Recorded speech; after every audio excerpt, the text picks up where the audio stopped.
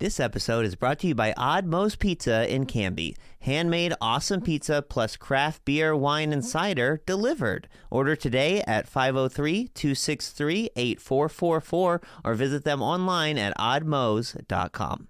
This episode is also brought to you by Canby Foursquare Church. Since 1978, a place to grow, connect, and serve. Sunday services on campus and online at 9 a.m. and 11 a.m. Learn more at canbyfoursquare.com.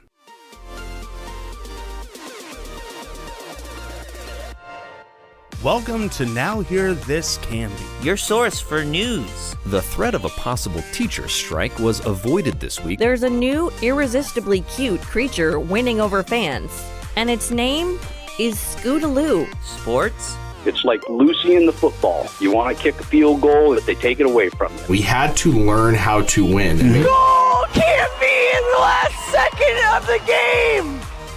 And interesting conversations.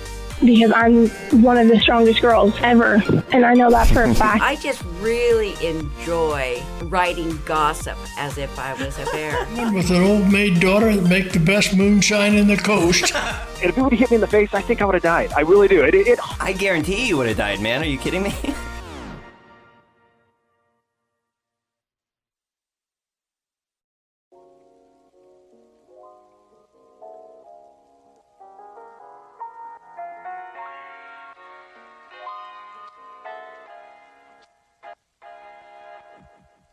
Welcome to Now Hear This Canby podcast. I'm Tyler Clausen, and this is what's happening this week in our community.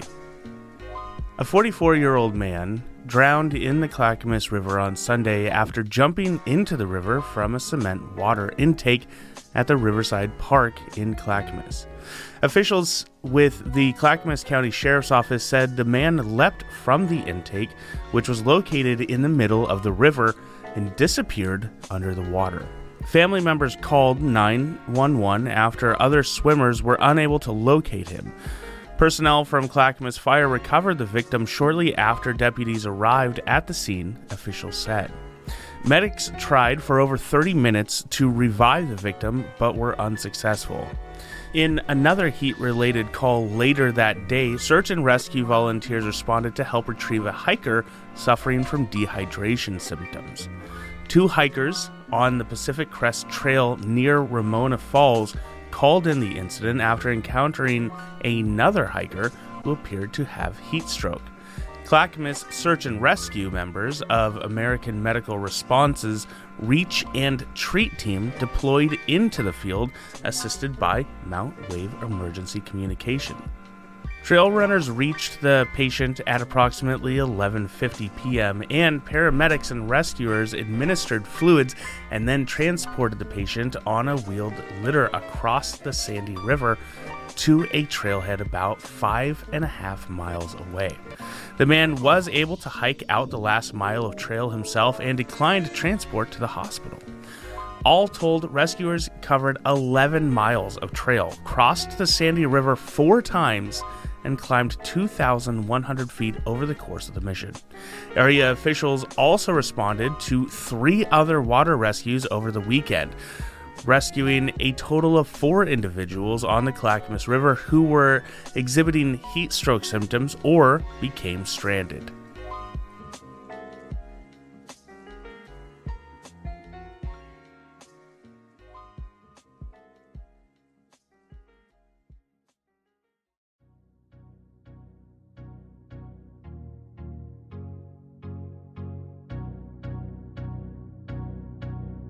An impaired driver was arrested last week after crashing his SUV through a fence and into a motor home in Clackamas County, then fleeing the scene after a fire broke out at the crash scene and damaged nearby power lines.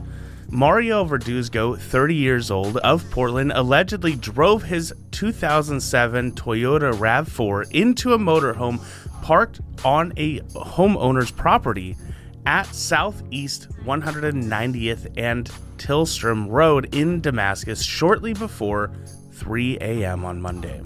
The SUV reportedly drove nearly 200 feet off the roadway and damaged a Verizon wireless pole.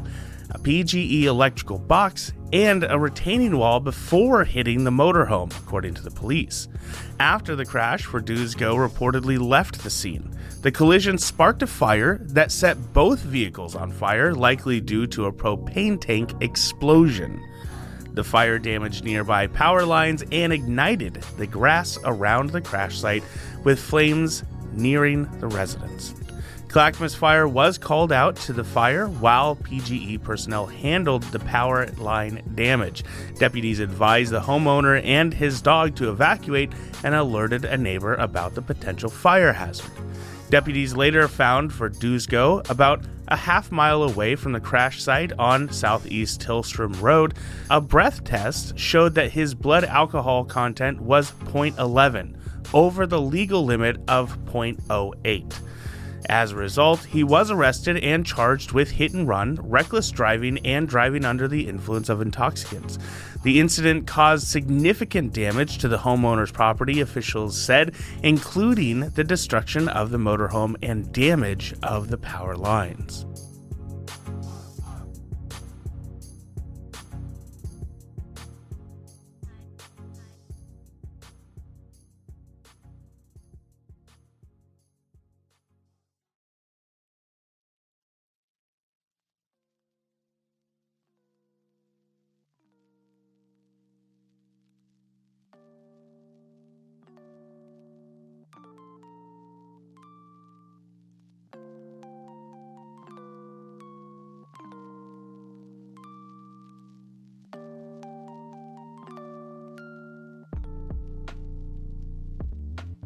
Though there is still a little work left to do in and around it, the new roundabout at Tolliver Road and Highway 213 in Molalla is nearly complete and officially open after a 2-month closure. The project, a joint effort between ODOT and the city of Molalla, will continue to have intermittent lane closures as the finishing touches are added around the intersection. But as of this past weekend, traffic was flowing through the new look and presumably safer intersection. ODOT encourages residents, especially those unfamiliar with roundabouts, to take it slowly. Look for signs and watch for people on bikes and walking. Yield to traffic already in the roundabout and wait for a gap, then safely merge. Once in the roundabout, move around the circle. Don't pass bikes. To exit, use your signal to watch for people using the crosswalk. Cyclists should navigate the roundabout like a motor vehicle would, or use the sidewalk and crosswalks. If you use the sidewalk, yield to people walking, travel at a walking speed, or walk your bike. Pedestrians should travel only on the sidewalk or in designated crosswalks when preparing to cross. Watch for oncoming traffic and make sure that they stop for you before proceeding. Cross one direction of travel at a time and wait at the islands in the crosswalk until your path is clear. Do not enter a roundabout when emergency vehicles are approaching. Pull over to the right and allow other vehicles to clear the intersection so the emergency vehicles can move through the roundabout. The $10.26 million project came about after a study of the intersection found that between 2007 and 2016, there were 38 crashes at the intersection, with 83% of those resulting in injury. Design of the intersection was completed in 2022, and utility work began in the spring, with construction following over the summer.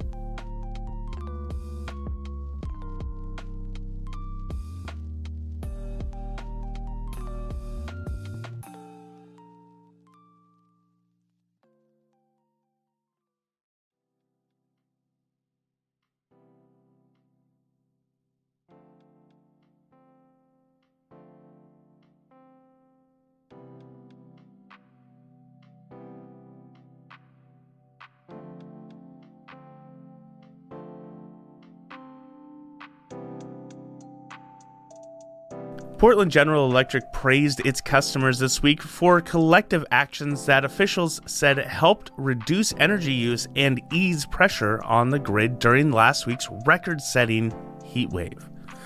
The action by customers, coupled with PGE's own system upgrades and preparedness efforts, helped with electrical service reliability during an intense week of oppressive heat, where temperatures reached triple digits for 4 straight days, including a high of 108 degrees on Monday, August 14th. That was the 3rd hottest in Oregon's history. Advancements in technologies and electrifications means today's electric systems is a two-way street, PGE officials said in a press release. This creates the opportunity for customers to have a significant impact on reducing their energy use during times of peak demand. The actions by PGE customers this week reduced power demand by about 90 megawatts during peak hours on Monday, officials said, and by an initial 96 megawatts the following day when temperatures reached 104. These results helped PGE maintain reliable power throughout the week. PGE said employees worked diligently on several efforts to address or prevent potential heat-related issues, including adding extra cooling systems to help keep essential distribution equipment from overheating and staffing additional crews to quickly and efficiently respond to any outages. The utility also activated demand response programs and encouraged its commercial and industrial customers to reduce electrical use. Extreme temperatures create intense demand for electricity, especially during the evening when people typically return home from work, turn up their air conditioner, and run dishwashers and other appliances. Reducing energy use during these times alleviates stress on the grid and electrical equipment, helping utilities continue to provide reliable power to customers throughout the day. You can help support these efforts by setting your thermostat carefully during peak hours and running the air conditioner during the day only when you're home. If temperatures cool down enough for comfort, consider turning the AC off at night and opening the windows to cool with outside air.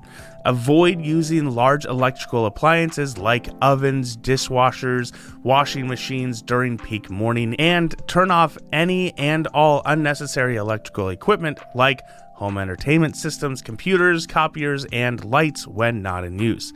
PGE offers several programs to reward customers for reducing usage during peak times, but only about a quarter of its residential users are enrolled. The utility reports as the Pacific Northwest continues to see record-breaking summers and winters, PGE encourages customers to check out these programs. Learn more at portlandgeneral.com.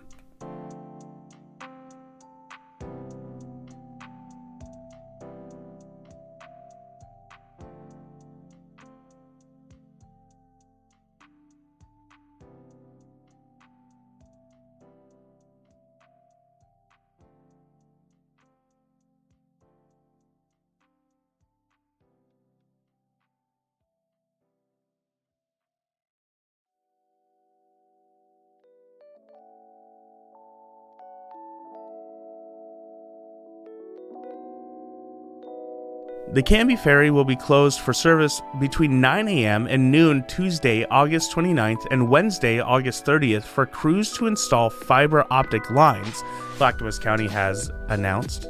Officials said the ferry will reopen at noon both days and continue until the regular closing time of 6 p.m. The work had originally been set for August 22nd and 23rd of this week, but was delayed for unknown reasons. The Canby Ferry crosses the Willamette River between Canby and Wilsonville. The ferry runs from 9 a.m. to 6 p.m. 7 days a week, except on major holidays and when the water level rises to 70 feet or higher, or during inclement weather. Each day, the ferry pauses for service from 1 to 1:30 p.m. for staff to have a lunch break.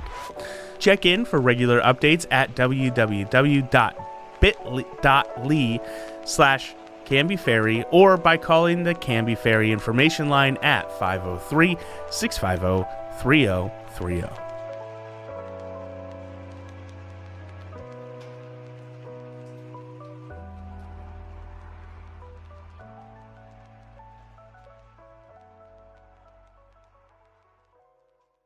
Turn attack! Hey, Tyler, what you doing? My dang Wi-Fi keeps going out, and I'm just trying to move this router somewhere else, get a better signal. It's been years since I set this thing up, and now I forgot how to do it. Oh, years, huh? How many years are we talking? I don't know, like 7 or 8 maybe? Well, no wonder your Wi-Fi stinks. You got a router that's older than my 4th grader stuffed behind a bunch of stuff at the back of your entertainment center. But this is state-of-the-art router systems, bro. It might have been when you bought it, but Wi-Fi technology has progressed a lot since then. Think about it. Would you expect an 8-year-old smartphone to be able to do the things that a modern one can? I don't know. My iPhone 4 seems to do okay.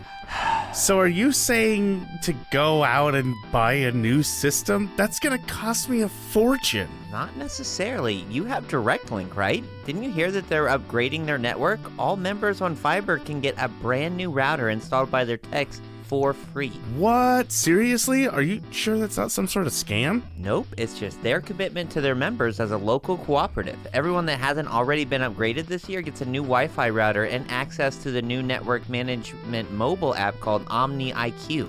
You can use it to customize your network settings, use the parental controls to set time limits and content restrictions for kids, create a separate network for guests, and more. I better get going on that then. So, how do I get started with the process? Just call the member services team at 503-266-8111 and tell them you'd like to upgrade to Omni. They'll get you scheduled for an appointment, and one of their expert technicians will come out to install the new router at no cost to you. Okay, 503-266-8111. Hey, hello, directly? I'm ready to upgrade to Omni. Right now. Wow, that iPhone 4 does work.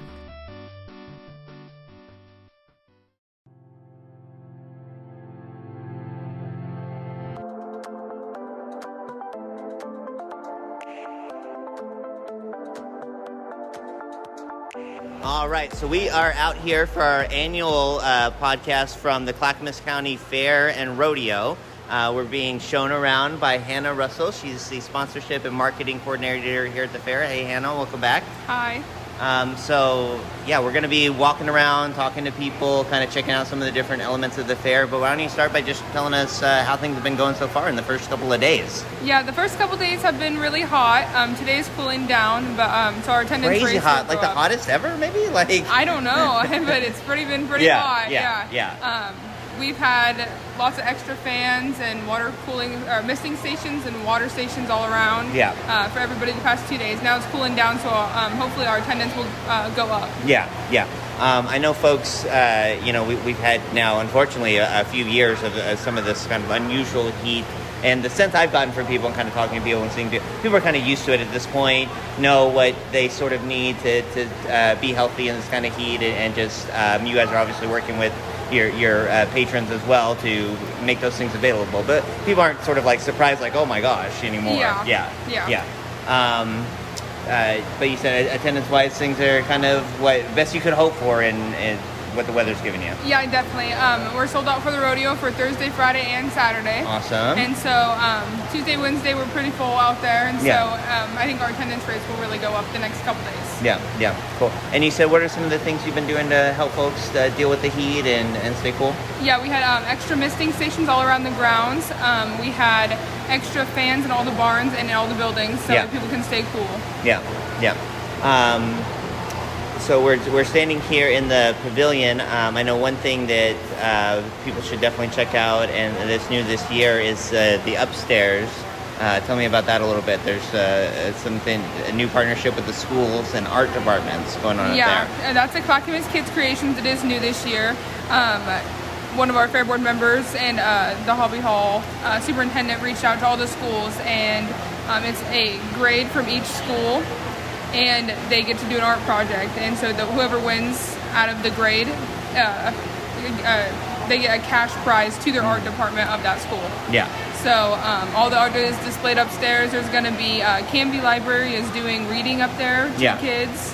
and just a bunch of activities up there for the kids. Yeah, that's awesome. That's really cool to do that for the art departments because they always need support, and Definitely. it brings some recognition to them and to the work that they're doing. Definitely. Yeah. It's got to be fun to see upstairs as well as downstairs. There's some kids entering hobby hall and art departments. Even as we were just walking through, seeing kids with their parents, like, that's mine, and just how excited they get to see their work on display. And Definitely, that always makes me so happy to see that. Yeah. How's the entertainment been going this year? You guys have had a few new things and some of the sort of roaming entertainment that's really fun. Yeah, we have a couple new roaming entertainment. We have Circus Luminescence, who's back. They do like juggling, and we have Hilia, the hula hoop extraordinaire. She's doing a bunch of hula hoop tricks all around the grounds. We have Washboard Willie, who's also a roaming one. On main lawn stage, we have dance studio, a couple different dance studios with the kids dancing. Yeah. We have a couple different family bands and things like that on main lawn. And then for the rodeo after party, we have a couple local people and then a couple bigger like country bands. Nice. Very cool. Last thing I wanted to ask you about, Hannah, before we head out is you guys talked about it quite a bit at the opening ceremony. There's some signs up, but there's a new project, new building, kind of the biggest new development for the fairgrounds in a really long time, coming in the next couple of years. Yeah, definitely. So we're hoping to break ground on it sometime this summer after fair. Okay. And we don't have an exact date yet, but soon. And you guys been busy or something? What's going on? Right, I don't know. But we plan on breaking ground on it. It's hopefully going to be done by June of 2025. Yeah. So it will replace a building that got torn down a few years ago and replace what has been in its place ever since for fair, the sort of temporary the barn, beef and swine tent. That goes up. But it'll be more than a barn. It'll be a very it's multifaceted, multi-purpose. Yeah, multi-purpose building. So if there's ever an emergency, we can, store not only animals but also people in there because they have walls to split it up. And then we also can have bigger events like expos, like RV shows and car shows and things like that in there as well. So it'll be really good. Cool. Be climate controlled, right? Yes, it'll be a big deal as we're talking about the heat and whatnot. Definitely be. Yes. Yeah, that'll be really good for the animals when it's hot like this during fair. So. Yeah, really nice. So there's a website, I think, where folks can check that out. Yeah, clackamascountyfair.com. There's a whole webpage about the building. All right, awesome. Well, let's head out to the fair. All right, sounds good. Well, tell me your name and what you do here. My name's Naomi Sommers. I'm the assistant superintendent of the kitchen cupboard section here. And you've been here for a couple years, right, at least? 22. Okay. Yeah, I'd say a couple. A couple of you. Wow. Why so long? You just love it. So my mom is actually the superintendent. Okay. So I started doing it with her when Family she business. started doing it. Yeah. And my dad actually runs the sound for the stages. So we're all out here. Plugged into the fair. Yeah. So your family just loves the Clackamas County Fair. Yeah, It's meant a lot to your family over the years. It has. Yeah, my dad does professional sound staging and lighting. So when he got hired for this, they were looking for a new superintendent for the kitchen. And he's like, let me see if my wife's interested. Because my mom loves to bake. Yeah. That's kind of been the story for Clackamas. A lot of families over the years have been, passed on from generation to generation of just being involved, entering and being part of it, right? Yes. Yeah. We get a lot of families. We get a lot of generational. My mom used to do this, or my grandma used to do this, and a lot of people who actually do it in memory of loved ones. Yeah. That's pretty special, right? It is. I think it's what makes our fair special because we're probably one of the biggest in the area when it comes to the creative exhibits. I'm pretty sure we're the biggest kitchen section. Yes. Because my mom does not do things by halves. Yes. Yes. Well, tell me about that, because for people who don't know what happens here at the kitchen cupboard every year at the Clackamas County Fair, it is incredible how complicated it is, how many divisions, and how just how much happens in this little corner of the pavilion. Yeah. So the main entries for open class, which is anybody can enter, come in the Sunday before fair starts, and that's what you'll see in a lot of the glass cases. Yeah. So that comes in the Sunday before fair. Monday we get about 40 to 50 people in here judging it all, and then the fair opens on Tuesday. And then our section is kind of unique in that we have daily contests going on every day, which is what you're seeing happen here. Yeah. And those, they have a time frame during the day where they can bring in their entries for specific criteria. Like today, it's anything made with hazelnuts or anything made with peaches. Very Iron Chef. It's very you got ingredient specific kind of challenges. Yes. Or like, Yeah. but there's like a cheesecake day, right? Yeah. Yes. Yeah, and each one has a different sponsor. We call around and see who wants to. Like for the cheesecake, the Clackamas Dairy Women sponsor that. Yeah. They have the Dairy Princesses come out and judge it for us. Yeah. But yeah, it's really just a way to help promote local businesses as much as we can. And also, when you enter in the daily contest, it gets you into the fair for free. Yeah. So it may be a gateway for people to come in who maybe can't afford to otherwise. Yeah. And it just brings the community together. We meet a lot of interesting people, a lot of people we've known for 20 plus years now. Yeah. So. Yeah. Like so many of the different classifications and divisions and things that happen here at the Clackamas County Fair, the kitchen cupboard, a lot of it is really rooted in heritage and traditions, right? Yes. It's a lot of breads and pies and things that probably grandma made, and maybe even Exactly. recipes that were passed down. Yes. Yeah. Yeah, we definitely see a lot of that. We actually have a heritage section Oh, in our really? open class. Yeah. And then that section, anybody can enter it. Yeah. But you bring in like a little display and your recipe and where did this one come from. We have a family who they are third generation, I think, on a farm with a big old apple tree. So Yeah. every year they have to bring in their apple The heritage pie. apple tree, yeah. Wow. And we love it. Yeah, yeah. And, you know, I obviously as the fair has changed and grown and modernized over the years, Yes. but a lot of the things here are still same as they were 10, 20 years ago. And You know, that's a lot of the important Brits. to us. Yeah. We try to put a huge emphasis on the tradition because it's a lot of the values that we find most important. Yeah. And we don't want to lose that because we're Right. losing that a lot in other places. Right. So. Right. But there are new things too. There's There are new gluten-free things, sections yes. now. My wife entered a couple in there, which is Yep, really there's neat. gluten-free, there's sugar-free. We did have a vegan section, but we lost our sponsor, so we're still Okay. looking for another sponsor for Yeah. that. They'll come back. Yep, Yeah. we'll find somebody. Yeah. But yes, there's always something new added in. We had a new contest added last year, which was a Slice of Heaven pie contest, Okay. which one of our sponsors wanted to do in memory of her mom.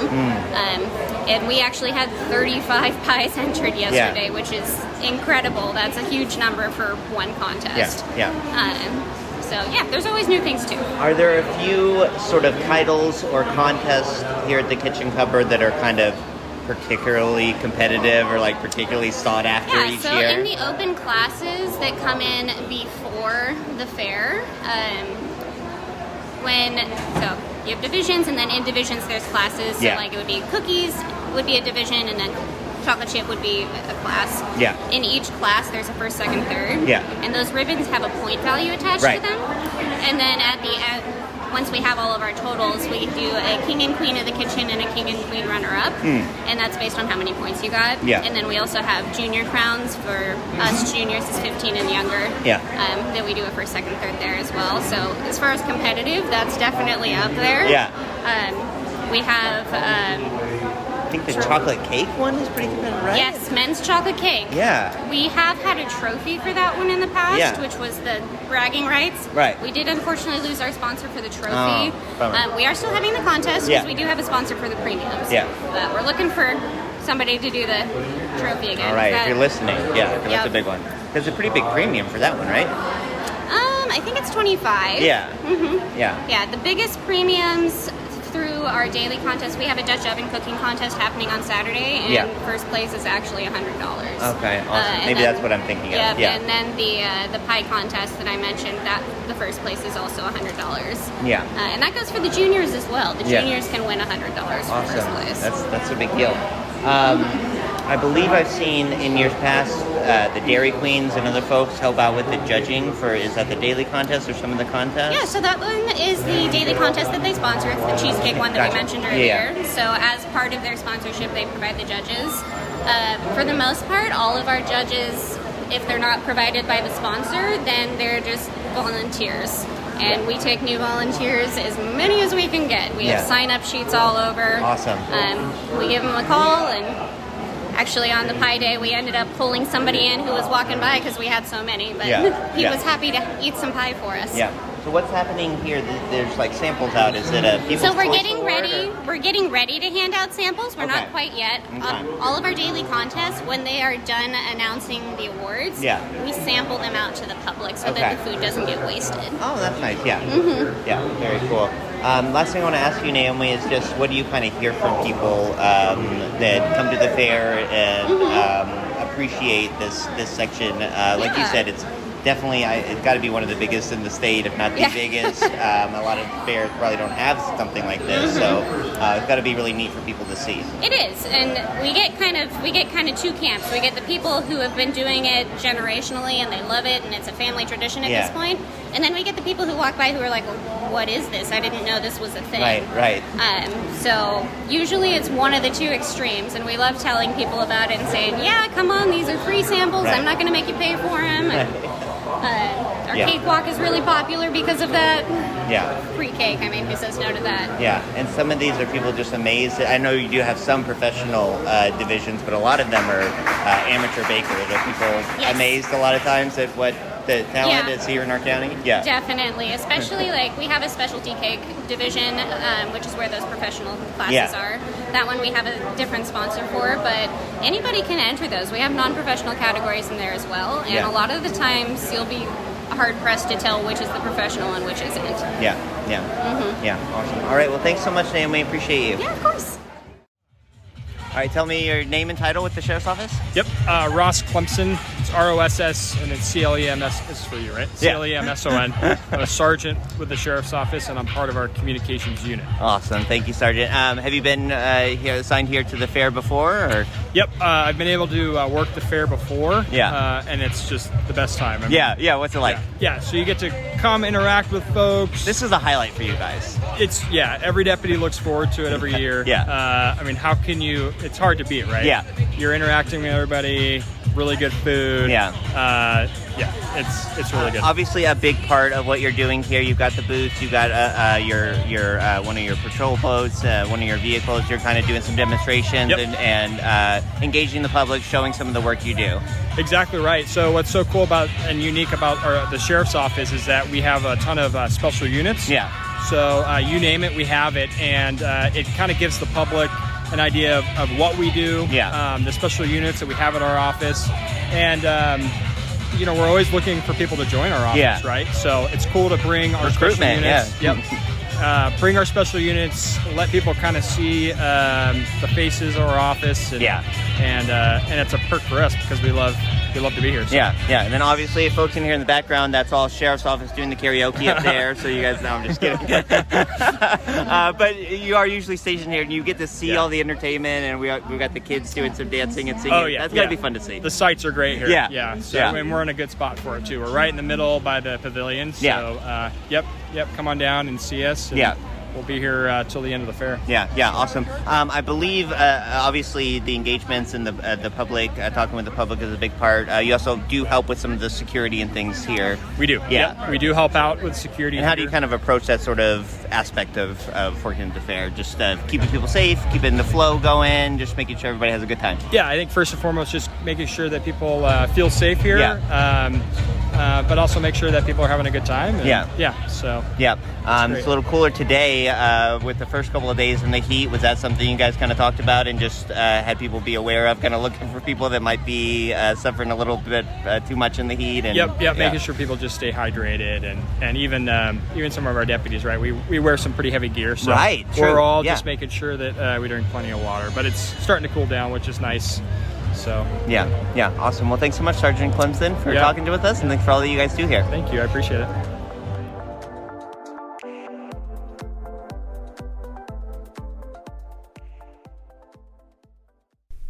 Tyler, did you know that the Australian lyrebird can mimic any sound that it hears, even chainsaws? No, that's super interesting. Did you know that a baby puffin is called a puffling? Or that baby sea otters can't swim, so their moms wrap them up in pieces of kelp until they learn how to paddle? Wait, Do you know any trivia that isn't like animal related? Not really, but here's some stuff you may not know about the Wild Hare Saloon, where Canby goes to eat and have fun. Okay. The Wild Hare is one of Canby's longest-running locally owned restaurants. Owners Joan and Darren Moden have been in business for 16 years. That's cool. Yeah, heck, you were just a baby back then. Wait, what? And they love to give back. They've been members of the Canby Chamber for that long, and they donate over $20,000 to local sports, FFA programs, and civic organizations each year. Wow, I'm legitimately caught off. That's cool. Yeah. They also support more than 30 jobs in the community through their award-winning staff, some of them as young as 18. Hey, that's older than you are. Dude, I'm 10 months younger than you. With the days getting longer and the weather getting warmer, the Canby Wild Hare's expansive outdoor patio is the place to be. Furry friends welcome.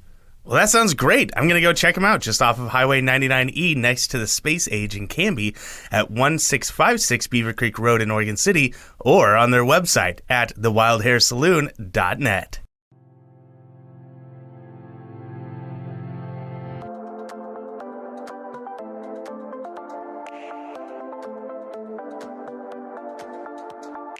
All right, just tell me your name and what you're doing here. I'm Hayden Fallhaber, and I'm here to show my bird, Georgia. Awesome. You're part of 4-H, right? Yeah. Yeah. Tell me about your bird. So my bird is a speckled Sussex. She's won reserve best in show a couple years ago. Awesome. She didn't do as good this year because of her tail feathers, but other than that, she's a really good bird. Is she poultry, or is she kind of a pet, or what? She's for show, and then she's kind of a pet. She's a layer. We'll keep her forever, so she's not just like a meat bird or anything. How old is she? She's 3. Awesome. Very cool. She's beautiful. Thank what you. are some of the things you do to take care of her? I had to give her a bath right before fair. We feed her, we water her. We just try to keep her very clean and keep her from being picked on by the other chickens. Yeah. Yeah. What do you think she seems pretty tame. What do you think she thinks of all this? It's got to be unusual to see this many people and this many other birds and. Yeah, I think she's kind of used to it. She's been shown multiple years in a row. She doesn't seem too stressed. Yeah. Yeah, she's been shown multiple years in a row, so she's pretty much used to it by now. Yeah. And what is the showing like? What types of things do they have you do? So there's 2 types of shows. There's confirmation and showmanship. Yeah. Showmanship, you're going to show the bird, and that's all judged on the person. It's judged on how you answer, how your bird's tamed, how you handle your bird, all the stuff on you. Yeah. And then confirmation. Oh, there she goes. And if they try to escape, how well you can grab them. Yeah. Confirmation. You were good at that. Confirmation is going to be judged on the bird. It's going to be judged on their condition, how they look, like what they, just all about them. Yeah. And then, so. And that's based on different breeds, or do they have different breeds go head to head? So they have different classes, is what they're called. So you Gotcha. have the English class, you have the American class. There's all different classes. In pigeons, for example, there's fancy, Homer, poultry. Yeah. Not poultry, sorry. All those ones. Anyways. And there are certain standards to each class based on their muscles, their feathers, how their feathers lay, and things like that. How many feathers they have, right? Like it kind of gets pretty complicated. It's just based on the basic condition of the bird, and then they're going to base it on patternings of certain birds. So for her patterning, she has to have certain colorings on her feathers. They're a hard bird to show because they're really just different from all other birds. So they just are really hard to get a perfect bird. So do you kind of like that challenge though? Yeah, it's cool to have a challenge. Yeah. My other bird isn't as challenging. She's just a plain boring. No. So. This one's a little bit of a diva. Yeah. Awesome. This is a kind of a bigger story at the Clackamas County Fair, right? Because I think last year, at least, couldn't have birds because of the flu. Yeah, we couldn't have birds last year. A lot of folks didn't know if it was coming back, but it's obviously here. People have got to be excited about that. You're excited, I bet? Yeah, we don't have waterfowl this year, but we have all the other birds, so. Yeah, awesome. And what's the experience like as a 4-H kid? You probably get to, it's a little bit like a reunion. You get to see maybe some families and folks. Yeah, it's really good for people who especially aren't as social, just kind of socialize with people more, just to get used to it. And then if you auction animals, I auction pigs. Yeah. And you get to go meet all the buyers and just kind of do talking to everyone, just it's a good experience. It's just a good way to learn things, be responsible. Yeah. Because you have to, it's not just during the fair that you take care of your animals. You have to take care of them for months, years even. Yeah. Just it's a good way to show that you're responsible, because you can't have animals if you're not responsible. Yeah. What is that thing? That's a silkie. Okay. It's a very unusual looking bird. Yeah. I'm sure it has eyes. I just can't see its eyes. Yeah, she's a bearded silkie, so she's very fluffy. We have one at home. Is she just really tame, or is it the fact she can't see that makes it... I don't know. It's his bird. Okay. He's got an eye on her. Yeah. Very cool. Another big part of 4-H and what you guys do here is interacting with the public, especially the non-farm public, right? Answering their questions. And what is that like? It's really fun, actually. Yeah. I enjoy it. I know there's some people who are more timid around people and just don't really like it. I love answering questions. It's a good way for me to learn things too, because a lot of times even they'll have questions that I don't know the answer to, and then I can go home and then you learn. oh, let me learn this. I didn't know the answer. I didn't know how to tell them. Yeah. So it's just a good way for me to learn, everyone else to learn. Yeah. Do you feel like it's helping people kind of, understand more about how important this is, the side of life, where food comes from, that kind of thing? Yeah, I think it's really important for people, because it's a good way for them to learn. It's an interactive, fun way. When we have our birds out, it's a good way for kids to even, you have little kids, 1-year-old little kids just coming up and wanting to pet the birds, and it's just a really good way for them to learn about this too, because everyone needs to know about all the farming importance and stuff. Yeah, absolutely. Well, thanks so much, Hayden. You're welcome. All right, just tell me your name. Jamie. And your daughter here? Callie. And what are you guys doing here at the Clackamas County Fair? To take care of pigs, watch them show, make sure the pigs do the right things. Awesome. What other contests did you do? A food contest. Did a princess? She did a food contest, and she fun. has fashion review tomorrow. Awesome. You got a busy week here at the fair, Callie. What kind of pig is this here? This Big Mama. It's a crossbred. So she's got multiple breeds in her. Cool. Are you guys part of a 4-H or FFA? 4-H. Awesome. Cool. Is this your first year?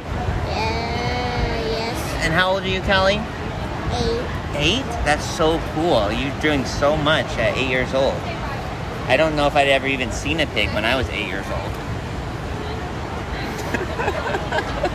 She's giving me the best look right now. This has been a popular stop here at the swine barn because of the piglets, right, Jamie? Very much so. Yeah. Everyone big hunts attraction. them down. Yeah.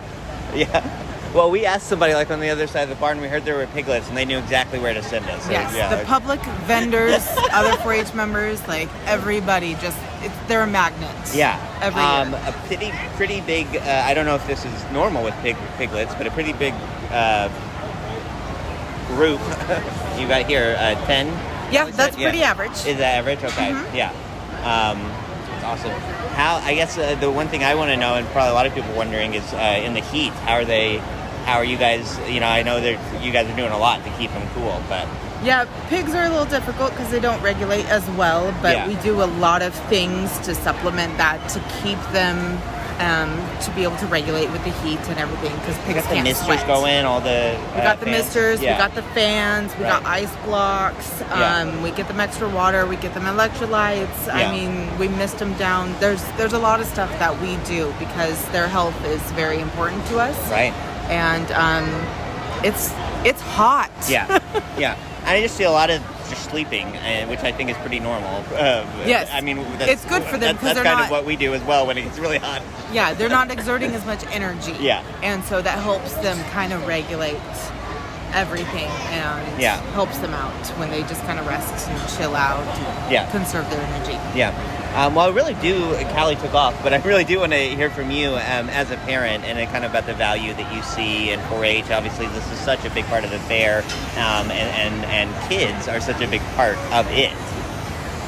Yeah, 4-H has been a program I've been involved in since I was 9. Okay, wow. And multi-generational. Yeah. Definitely so. Callie's age. My dad did it as well. Yeah. And I still remember the day my dad walked in the barn and said, "Do you want to do 4-H?" I'm like, "I guess so." Yeah. What is that? But it's changed my life. My kids definitely do it. My older one's 13. He's been here for 5 years now. Yeah. And doing pigs the whole time. They learn a lot. He's grown so much in just the socialization, being able to communicate with people. Yeah. How he interacts with the public, other kids.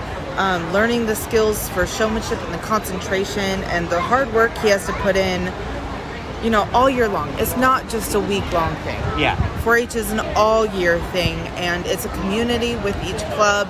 Kind of has their own unique community sense about it. And so, it's kind of like sports, but in a different way, and you get a few more other skills out of it. They learn a lot of life skills, right? They learn definitely. about money, for one thing. Yes. My responsibility. My sister actually, she did 4-H and then she went to OSU and got scholarships, and she paid for 5 years of college based on the money she earned doing 4-H for 9 years. Yeah, because it's like big money, especially big money. My son has been doing it for 5. He bought a truck. He's going to work it, and he's going to start using that and start his own business. Wow. What kind of business? Hay hauling and delivering. Awesome. So, good for him. That's amazing. They learn a lot of skills with money management, finances. They track their bills with the feed. How much do they put into it? Yeah. What is their profit line? What do they need to make to be able to recover costs? Yeah. Looking at the different animals they could purchase and the different costs and what they can afford. Yeah. I mean, there's just so much into it that they get out of it. Yeah. And I know another really big part of what happens here in these barns at the fair is that interaction with the public, especially maybe folks that don't come from a farm background, maybe have lots of questions, maybe lots of silly questions. That's why I have Callie. But what is that like? And doing that educational aspect? It's been really good. Yeah. Like I said, my son's been here for a few years, and so he's now able to feel confident in his answering to the public. And so it's really neat to see them interact and advertise kind of what's going on. What is a farm really like? Because a lot of people, like you said, don't know. Yeah. They don't understand how much is put into it, what they can take. And it's really neat just seeing the kids being able to advocate for themselves, become future farmers, kind of being able to keep this going on. Yeah. Because it is such a huge part of everyone's lives. Yeah. Are there special things you have to do for the mom here to keep her healthy and cool down in this kind of heat where she's suckling 10 babies? Yeah, like I said. Or is it pretty normal to what everyone's doing to keep their animals? It's pretty routine with what I said earlier with what we're doing. Yeah. Because she is nursing, she's going to definitely need more calories. So she eats more than the other pigs do. Yeah. And we missed her down maybe a little bit more because, she's a little heavier than the other ones. She's like 3 times the size of she's so big, ones. Yeah, she is about 2. And the other market ones that everyone has around here is closer to 6 to 8 months. Okay, gotcha. And, I mean, she is 3 times their size. Yeah. So, definitely a little bit extra, but the same type of methods are used, just more tentatively. Because, nursing 10 pigs is a lot of work. Yeah. It's a lot of energy. Your sign, you estimate she weighs about 650 pounds. You're not supposed to talk about a woman's weight, but I think it's okay in this context. That's amazing. Yes. Yeah, that's got to be a big job just moving her around, getting her here. Whereabouts do you guys live? Sandy, Oregon. Okay, cool. Yeah, it's a little bit of a drive getting out here. Yep. Awesome. Yeah, if she doesn't want to go somewhere, she won't. Yeah.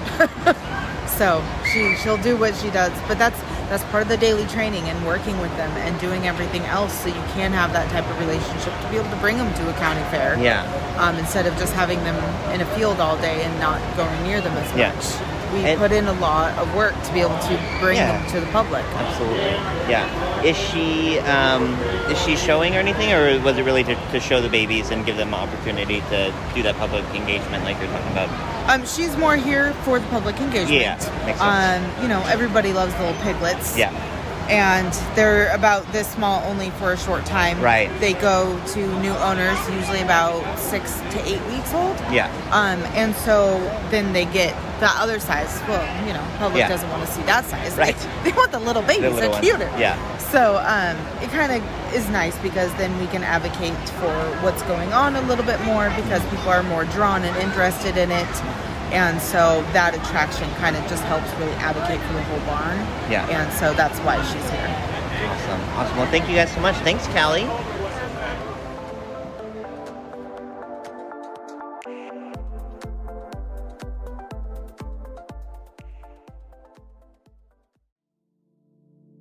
Hey, I'm AJ. I'm your local Oddmos franchise owner. I'm Mike, co-founder of Oddmos. And we're the hosts of the Odd Pod, a podcast about life in the pizza industry. We're going to have on some franchisees. We're going to have some different vendors on. We're going to get a snapshot of what goes on behind the scenes in the pizza world. Don't forget to tell them about the sports. There's sports. And the crazy wacky pizza that we have every Wednesday that we create. And we also have a special guest every week as well. And I'm Gage, Odd Pod Senior Sports Analyst. Gage, who gave you that title? Me. Oh boy. Find us on Spotify and Apple Music and the Podbean.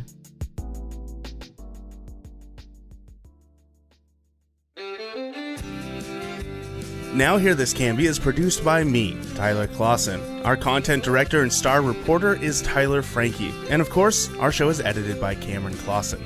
We also feature the vocal talents of Joyce Struby and James Walden. So a round of applause to them. The song that you're hearing right now is Canby by singer-songwriter Olivia Harms, used with her permission. To find more work from her, you can visit her website olivia13.com. Now Hear This Canby is dedicated to preserving independent local journalism and redefining local news with our fun, fresh, and energetic brand of storytelling. Our sincere thanks to our local sponsors who make this show possible. Please show your appreciation by supporting the small businesses who support us. The production of Now Hear This Studios, Canby's locally owned full-service audio, video, and media production company. Our mission is to produce the best content in the universe, and we'd love to help you do it. Find us online at nhtstudios.com.